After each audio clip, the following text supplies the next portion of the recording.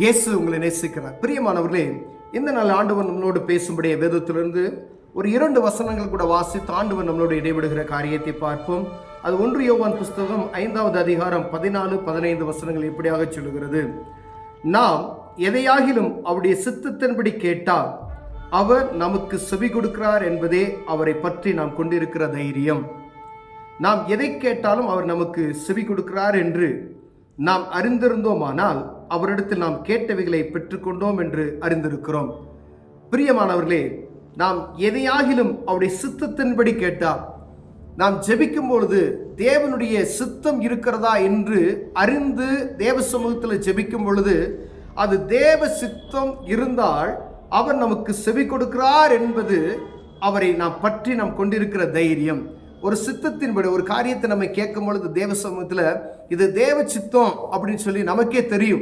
சில காரியங்கள் கேட்கும் பொழுது இது ஆண்டவருக்கு விருப்பம் இல்லை நமக்கு தெரியும், ஆனால் கேட்குவோம், ஆனால் அது கிடைக்காது நமக்கு தெரியும். ஆனால் தேவ திட்டத்தின்படி கேட்கப்பட்ட ஒரு காரியம், அது எந்த பொருளாக இருந்தாலும் சரி, என்ன காரியம், ஒரு வேலையை நீங்கள் கேட்குறீங்கன்னா இது ஆண்டவருக்கு விருப்பம் அப்படின்னா ஆண்டவர் கொடுப்பார். நீங்கள் தேவ சமூகத்தில் போய் அவருடைய சித்தத்தின்படி நீங்கள் கேட்கும் பொழுது ஆண்டவர் அவருடைய சித்தத்தின்படி கொடுக்க வல்லமையுள்ளவராக இருக்கிறார். பிரியமானவர்களே, ஒரு திருமண காரியத்துக்கு நீங்கள் ஜெபிக்கும் பொழுது தேவ திட்டத்துக்காய் முதலில் ஜெபிக்கும் பொழுது தேவ திட்டம் இருக்குமேயானால் ஆண்டவர் அதை சரியாக முறையில் வாய்க்க பண்ணி தருவார். அதில் எந்த அளவும் சந்தேகம் இல்லை. பிரியமானவர்களே, அதே போல படிப்பாக இருந்தாலும் சரி, வியாபாரமாக இருந்தாலும் சரி, நாம் கேட்கக்கூடிய காரியங்கள் தேவ சித்தத்துக்கு சரியாக இருக்கிறதா, தேவ திட்டத்துக்கு சரியாக இருக்கிறதா, ஒவ்வொருவரும் கேட்கும் பொழுது அதை தேவ திட்டத்திற்கு அறிந்து கேட்கும்படியே அழைக்கப்படுகிறோம். பிரியமானவர்களே, அவர் நமக்கு செவி கொடுக்கிறார் என்பதை அவரை பற்றி நாம் கொண்டிருக்கிற தைரியம் நமக்கே தெரியும். இது ஆண்டவர் நமக்கு கொடுப்பார் அப்படின்றத நம்மளே கணிச்சிடலாம். இது தேவை என் மகனுக்கு, இது என் தேவை மகளுக்கு அப்படின்னு சொல்லி ஆண்டவருக்கு தெரியும். நீங்க கேட்பதற்கு முன்பதாகவே இது அவளுக்கு கொடுக்கலாம், இதை கொடுக்க கூடாது என்பதை ஆண்டவர் அறிந்திருக்கிறார். பிரியமானவர்களே, தேவனுடைய வல்லமையை நாம் தருத்திருக்கிறபடினாலே, தேவனுடைய பிள்ளைகளாக இருக்கிறபடினாலே சில கட்டுப்பாடுகளை ஆண்டவர் வைத்திருக்கிறார் என்று நாம் அறிந்திருக்கிறோம். ஆண்டவருக்கு சித்தமில்லாத ஒரு காரியத்தை நம்ம கேட்டோம் அப்படின்னு சொன்னா அது ஆண்டவரே தடை பண்ணி போட்டுருவார். ஒரு சில போராடி ஜெபிக்கும் பொழுது அதை கொடுப்பார். அது நிமித்தம் வரக்கூடிய கஷ்டங்களை நாம் ஏற்றுக்கொள்ளக்கூடிய ஒரு சூழ்நிலையில் இருப்போம். இந்த இடத்துக்கு போகாத ஆண்டவர் சொல்லுவார், அங்கதான் போவேன் அப்படின்னு சொன்னா அங்க போய் சில பிரச்சனைகளை நம்ம சமாளிக்க வேண்டிய சூழ்நிலைகள் வரும். ஆண்டவர் கொடுக்கிறது எளிமையா, அவர் அழகா வாசல்கள் திறந்து கொடுப்பார். பிரியமானவர்களே, அதே போல நாம் எதை கேட்டாலும் அவர் நமக்கு செவி கொடுக்கிறார் என்று, நம்ம எந்த காரியத்தை கேட்டு நம்ம பெற்றுக்கொண்ட எல்லா காரியத்தையும் செவி கொடுக்கிறார் என்று நாம் அறிந்திருந்தோமானால் அவரிடத்தில் நாம் கேட்டவைகளை பெற்றுக்கொண்டோம் என்று அறிந்திருக்கிறோம். நம்ம வாழ்க்கையில் ஆண்டவர் செய்த நன்மைகளை நம்ம நினைக்கலாம். ஒருவேளை அப்படியே நீங்க நம்ம வாழ்க்கையை கொஞ்சம் திருப்பி பார்ப்போம். ஏன்னா ஆண்டவரை அறிந்ததற்கு முன்பதாக, அறிந்ததுக்கு முன்பதாக ஆண்டவரை நாம் அறிந்து கொண்டதுக்கு முன்பதாக, அறிந்து கொள்ளாததுக்கு முன்பதாக, அறிந்து கொண்டதுக்கு பின்பதாக, ரட்சிப்புக்கு முன்பதாக, ரட்சிப்புக்கு பின்பதாக என்று கூட வைத்துக் கொள்வோமே. அப்பொழுது நீங்கள் இருந்த ஆண்டவருடைய ஆசீர்வாதம் எப்படி இருக்கிறது? ஆண்டவரை பற்றி கொண்டு உறுதியை அவர் சமூகத்தில் நடக்கும் பொழுது அவர் கொடுத்த ஆசீர்வாதம் எப்படி இருக்கிறது இதை பார்க்கும்படி ஆண்டவர் உங்களோடு பிரிகிறார். ஒருவேளை நம்ம நினைக்கலாம், ஆண்டவர் எனக்கு ஒண்ணுமே செய்யலை அப்படின்னு சொல்லி நாம் நிற்பதும் நிர்மூலமாகாமல் இருப்பதும் தேவனுடைய கிருபை. எத்தனை பேர் ஒவ்வொரு நாளும் பலவீனப்பட்டு போகிறார். ஆண்டவர் நம்மளை பாதுகா. ஒரு நாள் ஒரு காலையில் எழுந்திருச்சு இரவு வரைக்கும் கடந்து செல்வது தேவனுடைய கிருபை. அப்ப ஒவ்வொரு நாளும் தேவனுடைய சித்தத்தின்படி நம்மளை நடத்தி வருகிறார். ஆனால் நம்ம எந்திரித்து காலையில் எழுந்துமே தேவ சமூகத்தில் போய், ஆண்டவரே இந்த நாளை எனக்கு ஆசீர்வாதமை மாற்றி கொடுங்க, இந்த நாள் முழுதும் ஒரு பிரசன்னம் என்னோடு கூட இருக்கும்படியாய் எத்தனை பேர் ஜெபிச்சோம் அப்படின்னா நாமளே ஆராய்ந்து பார்த்தா தான் தெரியும். ஒருவேளை காலையில் எழுந்ததுமே டிவியை பார்க்குறோம், காலையில் எழுந்ததுமே யூடியூப்பை பார்க்குறோம், காலையில் எழுந்ததுமே ஆண்டவருடைய சத்தத்துக்கு செவி கொடுக்காதபடி இருக்கிறோம். அது தேவ திட்டம் கிடையாது. எனக்கும் ஆண்டவருக்கு உள்ள நேரடி தொடர்பு எப்படி இருக்கிறது என்றால், ஒரு மனிதன் படுக்கும் பொழுது ஆண்டவர் செய்த நன்மைகளை சொல்லி துதித்து ஜெபத்தோடு படுக்க வேண்டும். அதே மாதிரி காலையில் எழுதும்போது புதிய நாளை தந்தீரே என்று சொல்லி அப்பொழுது தேவ சமூகத்தில் ஜெபித்து விட்டு எழுந்து நடக்கும் பொழுது அந்த நாளுக்குரிய காரியங்களை ஆண்டவர் செய்வார். பிரியமான அநேக காரியங்களை நாம் மறந்து விடுகிறோம். திரும்பி பார்க்கணும், நம்ம வாழ்க்கையை திரும்பி பார்க்கும் பொழுது தேவன் எனக்கு செய்த நன்மைகள் ஆயிரமாயிருக்கும். அதை உங்களால் சொல்லி முடியாது. நீங்க ஒரு பேப்பர் லிஸ்ட் எடுத்து வைத்து ஆண்டவர் உங்களுக்கு செய்த நன்மைகளை நீங்க எழுதினீங்கன்னா தேவ சித்தத்தின்படி ஆண்டவர் கொடுத்த காரியங்கள் ஆயிரமா இருக்கு, சொல்ல முடியாது. நீங்க நன்றி சொல்லணும்னா ஒவ்வொரு நாளும் சொல்லிக்கிட்டே இருக்கலாம். உங்களுக்கு சுகத்தை கொடுத்திருக்கிறார், பலத்தை கொடுத்திருக்கிறார், தேவைகளை சந்தித்திருக்கிறார், பலவீனத்திலிருந்து மாத்திருக்கிறார். எத்தனை வியாதியிலிருந்து எத்தனை பேர்த்த மாத்திருக்கிறார் பாருங்களேன். ஒன்றும் இல்லாத நம்மை உயர்த்தி வைத்திருக்கிறார். ஒண்ணுமே வழி இல்லாத வேலை இல்லாதவங்களுக்கு வேலையை கொடுத்திருக்கிறார், வியாபாரம் இல்லாதவங்களுக்கு வியாபாரத்தை கொடுத்திருக்கிறார். பிள்ளைகளை படிக்க வைக்க முடியாது என்று நினைத்தோம், ஆனா ஆண்டவர் பிள்ளைகளை நல்ல முறையில் படிக்க வைத்திருக்கிறார். எவ்வளவு அற்புதங்களை செய்திருக்கிறார். ஆவிக்குரிய வாழ்க்கையில முன்னேற்றம், உலகப்புறமான காரியத்தில் முன்னேற்றம். மதிக்காதவங்களை ஆண்டவர் 4 பேர் மதிக்கும்படியை மாற்றி வைத்திருக்கிறார். குப்பை என்று அழைக்கப்பட்ட இவெல்லாம் மனுஷனா என்று அழைக்கப்பட்டவர்களை அவர் மதித்து நடக்கத்தக்கதான அனுக்கிரகத்தை உண்டாக்கி வைத்திருக்கிறார். தேவ மனிதர்களை, பிரியமானவர்களே, ஆண்டவர் செய்த நன்மைகளை எழுதி வைத்தோமானால், திரும்பி பார்த்தோமானால் அவ்வளவு காரியங்கள் ஆண்டவர் நமக்கு நன்மையான காரியங்களை செய்திருக்கிறார். செவி கொடுக்கிறார் என்பதை நாம் அப்ப அறிந்திருக்கிறோமா?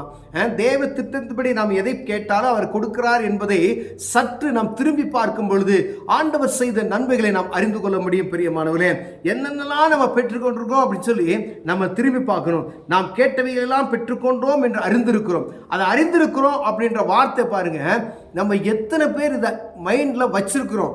வேதம் சொல்றது அறிந்திருக்கிறோம். அப்படி என்றால் நம்ம ஆண்டவர் எனக்கு செய்த நன்மையை நான் நினைவில் வைத்திருக்கிறேனா, மறந்து விட்டேனா? இஸ்ரவேல் ஜனங்கள் அவர்கள் வழிநடத்தி வந்த பாதைகளை பார்த்தீங்கன்னா, வனாந்தரம், எங்கு பார்த்தாலும் அவங்க வழியில வரும்போதுலாம் அவங்களுக்கு பிரச்சனைகள் தான். போர் யுத்தங்கள் நடந்தது, தண்ணி இல்லை, மாறாவின் நீரை மதுரமாய் மாற்றினார், செங்கடலை 2ஆக பிளக செய்தார், பார்வோன் சேனைக்கு தப்புவித்தார், பலவிதமான காரியம். அவங்க மாம்சம் சாப்பிடணும்னு சொல்லும் போது காடைகளை குவிய செய்தார். எத்தனை அற்புதங்கள் ஆண்டவர் அவர்களுக்கு காண்பித்தார். ஆனாலும் அதை மறந்து போய்விட்டார்கள். மீண்டும் என்ன செய்றாங்க?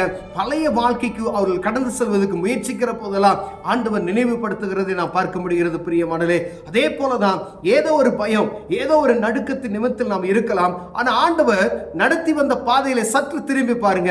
உங்களால முடியுமா? உங்க பலத்தால முடியுமா? உங்க ஞானத்தால முடியுமா? இந்த காரியம் எப்படி நடந்துச்சு? ஆண்டவரே நடத்தினார். பிரியமானவர்களே, எதை குறித்து நீங்க கவலைப்படாது இருக்கும்படி ஆண்டவர் உங்களோடு பேசிக் கொண்டிருக்கிறார். ஆண்டவர் செய்த காரியங்கள் எல்லாம் அற்புதமான காரியங்கள். அதை நினைத்து பார்க்கணும். ஆண்டவர் சொல்றாரு, தேவ சித்தத்தின்படி நீங்க உங்களுக்கு முன்னாடி திரும்பி பார்த்தீங்கன்னா அந்த காரியத்தெல்லாம் ஆண்டவர் தான் செய்தார் என்ற நினைவு நமக்கு இருக்கணும். அதை நாம் ஒரு நாள் என்ன செய்யறத நினைக்கிறது இல்லை. ஒரு தேவை வரும்பொழுது மனிதனை நாம் பார்க்கிறோம். மனிதனை பார்ப்பதற்கு முன்பதாய் தேவ சமூகத்துக்கு தெரியப்படுத்தவர்களாய் காணப்பட முடியாது அழைக்கப்படுகிறோம். பிரியமான அவருக்கு முக்கியத்துவத்தை கொடுத்து ஆண்டவருக்கு தெரியப்படுத்துங்க. ஆண்டவர் சகலத்தையும் நன்மைக்கு ஏதுவாக செய்து முடிக்க வல்லவராய் இருக்கிறார். அவரிடத்து நாம் கேட்டவைகளை பெற்றுக்கொண்டோம் என்று அறிந்திருக்கிறோம். அப்ப அறிந்திருக்கணும். அறிந்ததை நினைத்து பார்த்து நன்றி சொல்கிறவர்களாய் காணப்படும்படி அழைக்கப்படுகிறோம். என்னென்ன ஆண்டவர் உங்களுக்கு நன்மை செய்தாரோ அதுக்கெல்லாம் நன்றி சொல்றீங்களா? நாள் போதாது. நீங்க ஜெபிக்க முடியல அப்படின்னு நினைக்கிறீங்க, காலையில் எந்திரிச்சு தேவ சமூகத்தில் ஒரு 10 நிமிஷம் உட்கார்ந்து ஆண்டவர் உங்களுக்கு செய்த நன்மைகளுக்கு மாத்திரம் நீங்க நன்றி சொல்லி பாருங்களேன். அந்த நாள் உங்களுக்கு எவ்வளவு அருமையா இருக்கும் என்பதை நீங்கள் ருசித்து பார்க்கணும்னா துதித்து பாருங்கள், நன்றி சொல்லி பாருங்கள். அப்ப ஆண்டவர்கிட்ட என்னெல்லாம் நீங்க பெற்றுக்கொண்டீங்களா ஆட்டோமேட்டிக்கா நீங்கள் நினைவுக்கு ஆண்டவர் கொண்டு வருவார். இப்படி இருந்தேயா, உன்னை நான் இப்படி மாத்திருக்கிறேனே, நீ இதை கேட்டையே, நீ கேட்காத நீ கேட்டதை நான் உனக்கு கொடுத்தேனே அப்படின்னு சொல்லுவோம். வீடு, எத்தனை பேருக்கு வீடு இல்லாம இருந்தோம், ஆண்டவர் வீடை கொடுத்தார். பிரியமானவர்களே, இந்த நாட்கள்ல நகை இல்லாம எத்தனை பேர் இருந்தீங்க? ஒரு கிராம் வாங்க முடியாது. ஆனா ஆண்டவர் எவ்வளவு கிருபையாய் நகைகளை வாங்குவதற்கு உங்களுக்கு உதவி செய்தார். வியாபாரம் இல்லாதபடி எத்தனை பேர் இருந்தோம், ஆண்டவர் வியாபாரத்தில் நம்மளை தலை தூக்கி நிற்க செய்திருக்கிறாரே.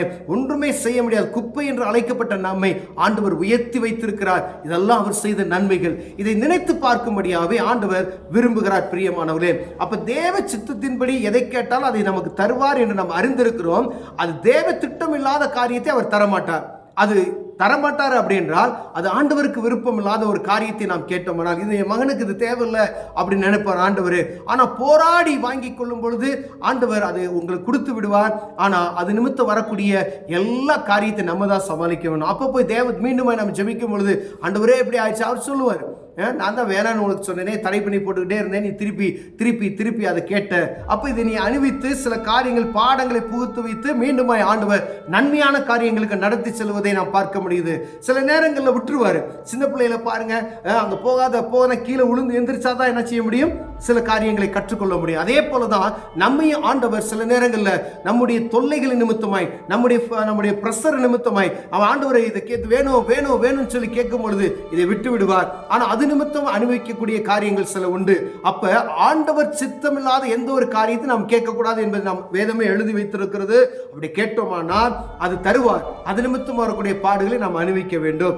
ஆண்டவர் நமக்கு செய்த நன்மைகளை, அவர் சித்தத்தின்படி கொடுத்த நன்மைகளை அறிந்திருக்கிறோம் என்று சொல்லப்பட்ட அந்த காரியத்தில் ஒவ்வொரு நாள் ஆண்டவருக்கு நன்மையை நினைத்து அவருக்கு நன்றி சொல்லும்படி அழைக்கப்படுகிறோம். கண்களை மூடுவோம், ஜெபம் செய்வோம். அன்பின் தகப்பனே, ஆண்டவரே, தேவ திட்டத்துக்கு ஆண்டவரே எல்லாம் எங்களுக்கு நீங்க சரியாய் செய்து வரீங்க. ஆண்டவரே, நீங்க செய்த நன்மைகளை நாங்கள் நினைத்து பார்த்தோம்னா ஆண்டவரே, தேவ திட்டத்தின்படி கொடுக்கப்பட்ட காரியங்கள் எல்லாம் பரிபூர்ணமாய் இருக்கிறது.